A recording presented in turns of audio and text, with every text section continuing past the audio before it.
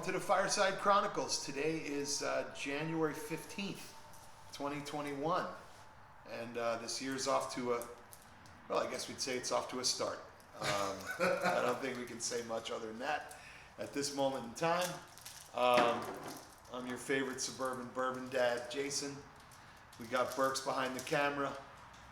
And as usual, we've got an array of cigars and whiskey and tequila and all sorts of good things going on here on the show. So I'll start with the cigar that I'm smoking today. A couple days ago, I was lucky to be gifted a little gift set from Arturo Fuente by a friend of mine that came with a handful of these Reserva Don Carlos personal reserve cigars. They go for about $25 a piece on the discount sites that I've seen out there. I don't usually smoke cigars this high end, so I'm actually really, really jazzed up to give this one a shot. It's pretty far above the grade of what my semi-rookie level cigar smoking ass usually comes up with. So this is a special occasion cigar for sure. I've got a few more back at the house, and I'm excited to try this guy. We've also got a bottle of the Santo Tequila Reposado, which is brand new to the Illinois market, at least. I don't know if they've rolled it out in other markets before, but it's new to us, so it's new as far as we're concerned.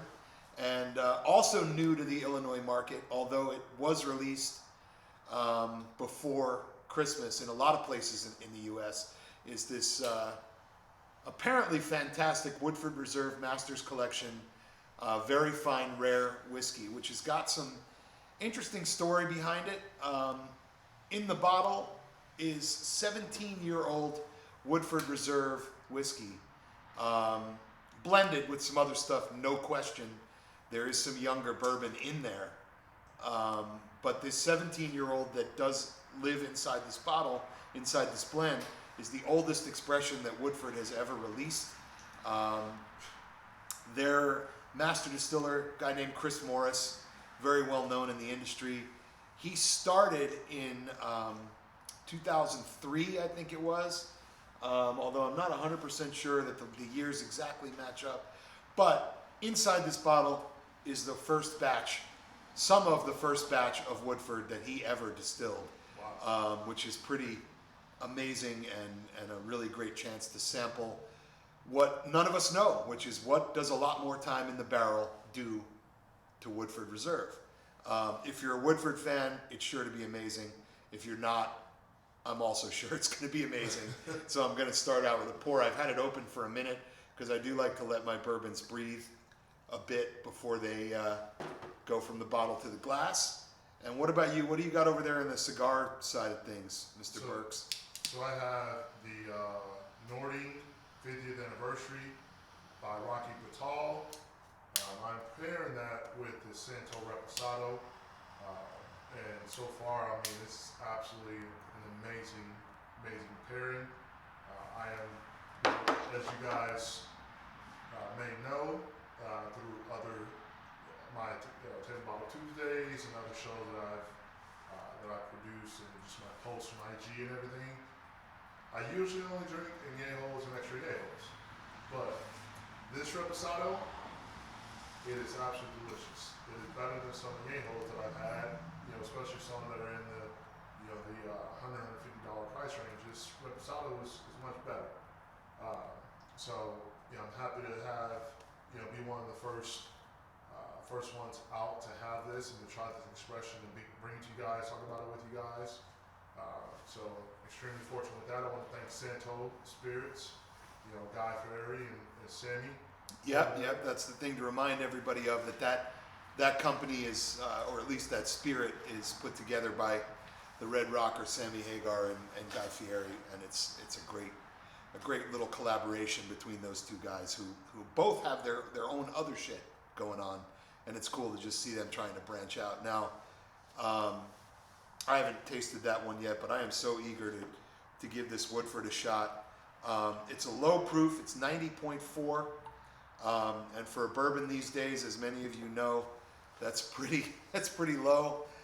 For a tequila, it's fairly high, but for a bourbon, it's pretty low. Read a couple of reviews before drinking it on the internet. Supposedly, there's a lot of like oak, which you would obviously expect, from something that has 17-year-old juice in it. A little praline and pipe tobacco on the nose. I'm reading notes here, by the way, because I have not tasted this yet. On the palate, you'll get vanilla, green apple. One of the reviews I read said candied orange peel, but I read a couple, and that was the only place that you saw that. And as every review I read, and also my guy at my liquor store who sold it to me mentioned a lot of dark chocolate on the finish, and a couple of things I read said you're going to get a hit of vanilla coming up moments after the finish, so it lingers for a while, I guess is the idea. So I'm really eager to try this. I've never had a Woodford Masters collection before. They've been doing this for a while. If you guys are familiar with the brand and the Masters collection in general, you can see they changed the bottle this year. They've been doing this for 16 years. I know that because it says it right on the front of the bottle. And yeah, off we go. Cheers, everybody, and welcome to the show for January 15th. I love that bottle, by the way. Absolutely fantastic bottle. Yeah, man. That's a delicious whiskey right there. That's really fantastic. Nice.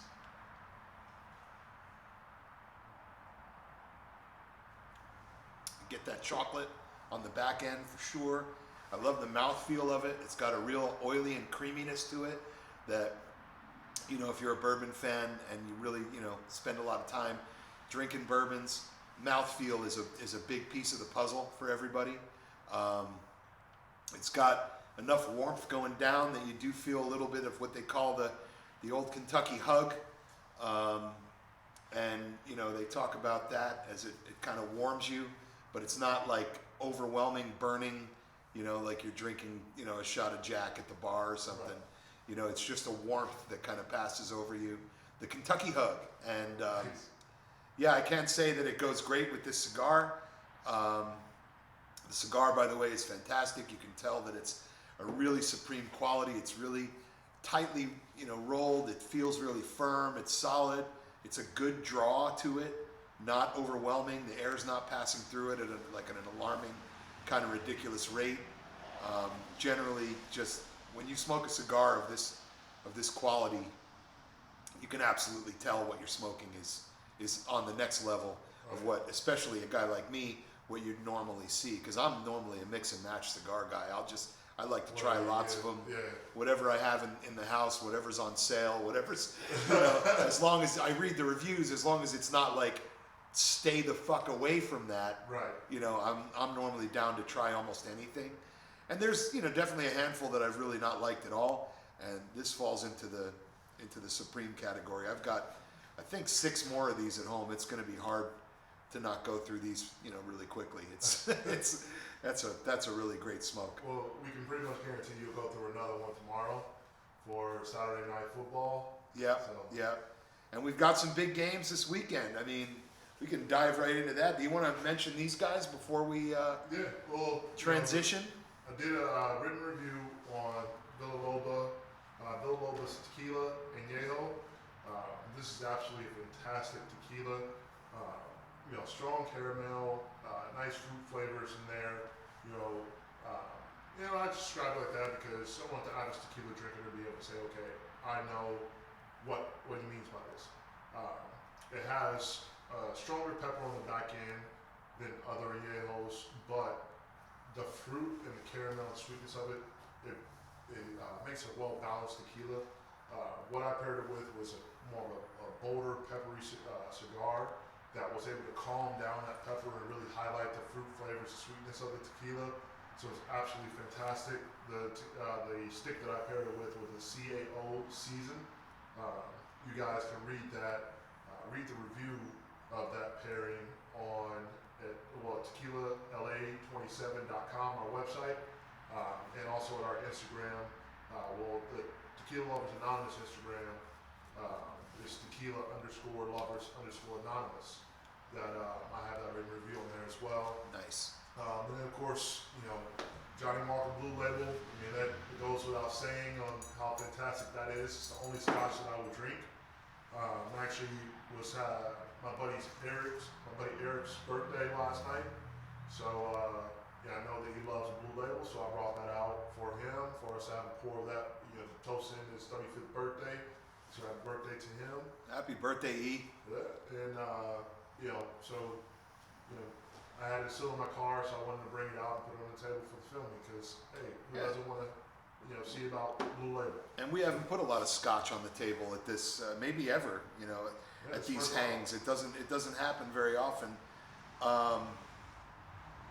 So I wanted to get into, what we got with football this weekend. Last weekend was a crazy weekend. There were a couple of results that were very unexpected. I have to say that the way that Seattle just didn't show up at all, there really needs to be wholesale change up there in Seattle. Their defense was just non-existent. Russell Wilson looked like a shell of his former self.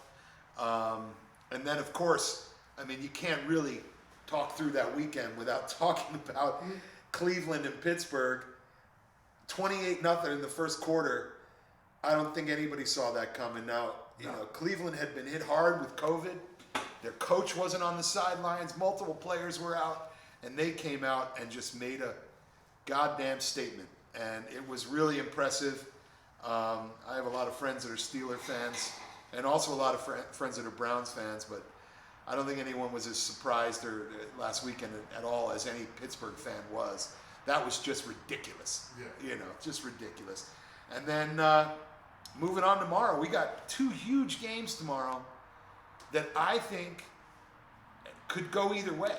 Everyone talks about, the Packers being the class of the NFC and all that. Listen, the way the Rams played last weekend, and if Goff is healthy again and their running game can be what it needs to be, I would not call it impossible that the Rams beat the Packers or at least keep it close tomorrow. Yeah. And then, that Ravens-Bills game, that's going to be crazy. it's anyone's guess. Yeah. It's anyone's guess. I want to go back to the Rams. Yeah, let's get into it. That was crazy that their quarterback, who was a backup, damn near broke his neck and had to go to the hospital. And then Goff comes in. Injured. No one thought he was going to play. Yeah, damn near severed thumb. Has pins and everything in his thumb. Doesn't even want to touch people with his hand. And he comes in and balls out. Yeah. And he looked like he didn't miss a beat. And, honestly, I was in this, I think I've talked about it before. I was in this league where, it was a king of the hill and we had to pick every game, a game every week all season. And, I somehow made it to wild card weekend and I was really excited. And nothing made me happier than when LA's backup quarterback goes down with an injury. I'm like, that's it. I got this one because I had Seattle picked in that game. And no, it didn't work. So my season was over after the second game. And, I was in shock. So I think we're in for a great weekend of football this weekend. I think the game out of all four of them that I'm most excited about is that Ravens-Bills game because I really think anything can happen there. Well, you have, I'm sure you're going to mention this, but you have Brady versus Breeze, round 3. Now that's the second game on Sunday. That's a little bit less exciting for me because it's happened twice already this season. And it was domination by the Saints both times. Brady wasn't even in the game either time. And, while I do expect Brady to show up significantly more prepared in the playoffs, I'm not sure that Brady is going to do it. Now, what a thing it would be if Brady could take this team to the Super Bowl and be the first quarterback ever to play a Super Bowl in his home stadium. Yeah. God damn, that would be some serious shit. That would be fantastic. There's a long road to get there from here for one Tom Brady. And I think the road is less long for Breeze and Rodgers and even, if Goff plays, who even knows? I don't even know that they've announced it yet. But it's a long road for maybe the longest of any real contender long road for Brady to get there, and it's gonna be wild. Who do the Browns play? They play the Chiefs. Oh, Yeah, and that's the early game Sunday. Well, shit. And, you know, listen, one thing we know for sure. After what they did to Pittsburgh last week, the Browns are coming in confident, fired up, and afraid of no man. Exactly. And that's a recipe for the old adage, any given Sunday, right? And it happens to be on a Sunday. So, any given Sunday, however, let's be serious. The Chiefs are a monster team.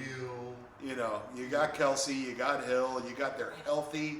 You know, I think Edwards-Helaire is even supposed to play again, and he's been injured a little bit. I mean, honestly, anything could happen. But I'd have to say my pick in that game would be the Chiefs. I can't. It's hard to imagine a future where the Chiefs are out of it after one game. Yeah. Right. Yeah. So That'd be crazy. yeah. You know, well, I know we maybe come to the end of the show here, but I have to talk about this. This James Harden to the Nets, Kyrie going MIA until it happens, and now he's back in the mix. And fined $800,000 in salary today for going to a party maskless and being caught. Yeah.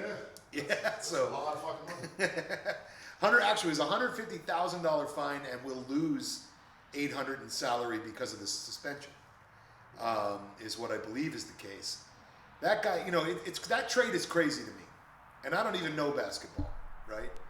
That trade is crazy to me because you got a guy that's all about himself, James Harden. Right. We all know that James Harden is all about himself. He does not like to pass the ball. He likes to be the man. Going to a team full of multiple other guys that have that vibe. Yeah. And who knows, maybe they come together and open it up and play nice because the playoffs and the championship is in the cards. But it's hard to see. It's hard to see those guys all getting along for a full NBA season, which, you know, essentially it is. I mean, you know, we're not more than a few weeks into it now, and, Right. you know, we got 60 games left or something. I mean, Yeah. I mean, you it's know. just is a budding season, but the one. So my concern in that is not necessarily James Harden and KD getting together, because KD was able to get along with Clay and Steph and do just fine over the Warriors. You know, my thing is Kyrie. How is he gonna feel being third fiddle? Because we know KD's not gonna go third fiddle. He's too damn good for that. In my book, he's the second best player in the league, behind LeBron. James Harden is definitely not gonna go third fiddle. I agree. Yeah. You know, so how is Kyrie gonna feel being third fiddle when he hated being second fiddle behind LeBron and Cleveland? And, you know, speaking of LeBron, you see all the memes and shit about how happy LeBron was to get James Harden out of the West. No, James Harden was happy to get out of the West. James Harden, LeBron's life got a little bit easier that day. That's for sure, you know. And I would say both of them lives got easier, because it is definitely an easier road in the West, meaning the East for James Harden. And this 100% became an easier road for LeBron in the West as well. So I would say both of them were happy. yeah, I'd agree. And, you know, on the surface like that, it's a win-win for a lot of people. But the question is, can these fools get along? And Right. you know, that's really the main issue. And something I wanted to mention too, because I'm in celebratory mode today, because the Yankees are re-signing DJ LeMahieu Oh, that's amazing. for what I would consider one of the biggest hometown discounts in the history of baseball. You know, this is potentially, arguably, the best hitter in the game, Oh yeah. if not definitely in the top 5. I would put him in the top 3. Signing him for 6 years and $90 million, which works out to $15 million a year, which he could have gone almost anywhere else and done a 4-year deal for 22 to 24. Yeah. You know, and Easily. he took the discount. I mean, the Yankees went to him and said, "Look, this is our budget. This is what we're willing to spend. However, we're going to win you a fucking championship. Come home, play here. We're going to do this." And LeMahieu, he's a team player. He went for it. I'm sorry, I didn't mean to cut you off, but not only that, but you the revenue outside of the team too. I mean, you're in New York. You're in the capital of the whole fucking world. And you're the best hitter on the planet. Yeah. Yeah, for sure. You know, so you have a lot of you have a lot of marketing dollars you're gonna get, a lot of advertising dollars you're gonna get. Not only that, but Yankee Stadium it's not the hardest stadium to hit in. I mean, well, it you know, quite that's honestly could be one of the easiest behind Colorado. That's what they said, you know, and you look at the stats, and I was reading up on this earlier today. LeMahieu had 19 home runs in 2020. 16 of them were in Yankee Stadium. Right. That's not by accident. No. The man, he's not a home run hitter. He's an optimal field hitter. Yeah, and he's great at it. But when he does put the ball at that angle, you know, he certainly can get it done with the best of them. And, you know, I'm just looking at, you know, life is pretty good when you're guaranteed DJ LeMahieu at the top of your lineup for the next 6 years. So good job, DJ. Thanks for coming home. And you know, we all greatly appreciate the discount. And, you know, we know the Yankees are trying to stay under that luxury tax. And, you know, that's a hard thing to do with the amount of stars they got on that team. And now the other thing that they're talking about there is Corey Kluber. Oh. Very close to signing a 1-year deal with the Yankees. He did a bullpen 2 days ago. He was 3 miles an hour off of his absolute peak. He looks great. 25 teams were impressed. He's training at the Yankees head of player health facility, and that guy has been running his rehab for about 1.5 years. It looks pretty good that he's going to end up a Yankee, and then you hope they can re-sign Tanaka and end up with Garrett Cole, Corey Kluber, Masahiro Tanaka, a couple of these younger guys, and all of a sudden, Yankees are exactly where they need to be. And baseball's never been tougher than it is right now. There's a lot of unbelievable teams. The White Sox look fantastic. You know, they got the guy Hendricks. Yeah, they got Liam Hendricks just recently. Obviously, the Cubs are in fire sale. They're getting rid of everybody. But, you know, the Padres have made moves of unbelievable significance. Blake Snell. I mean, it's just insane what they've been doing. Padres are going to be fantastic. They are going to be the class of the NL, and obviously the Dodgers aren't going anywhere. They're still going to be great. Oh, yeah. And there's just a lot of great teams. So it's going to be fun. And Major League Baseball sent out a memo to all teams in the last 7 days to say, expect a full season. We are doing this. Fans to be determined. But spring training and a full baseball season are ahead of us. And that's just fantastic. Nothing makes me happier. I mean, if there's going to be any sport that's the easiest to play, you know, with COVID rules, it's absolutely baseball. You know, I mean, if NBA can do that, football can do it. I mean, if football has got to go a whole season. Oh, yeah. With very little hiccups, baseball should be able to be fantastic at it. So while we're on it, everybody should comment on the YouTube here, mention up who's going to win the Super Bowl, who's going to win these games coming up, who's your preemptive pick for World Series and NBA championships. Let's hear it and talk about your favorite whiskeys and cigars and tequilas and all these things. And we'll be right there in the comments with you, you know, replying and talking. And tequila.la27.com. Tequila_lovers_anonymous on Instagram. Suburban Bourbon Dad on Instagram. Hit us in the DMs. Hit us on the comments. Hit us anywhere. Follow all these accounts. Subscribe to us on YouTube. Hit the website. And subscribe to the website too. Subscribe everywhere. And we will be back with more of these shows in the coming weeks. Thanks everybody for tuning in. One last announcement. One last announcement. I'm a free man. Oh yeah. I'm a free man, so you may be seeing Burks on camera before too long here. Yeah. He's a free man, and he's now going to be allowed to stretch his wings, spread his wings, and come out and hang out with us here. Yeah. There's a chair here for a reason.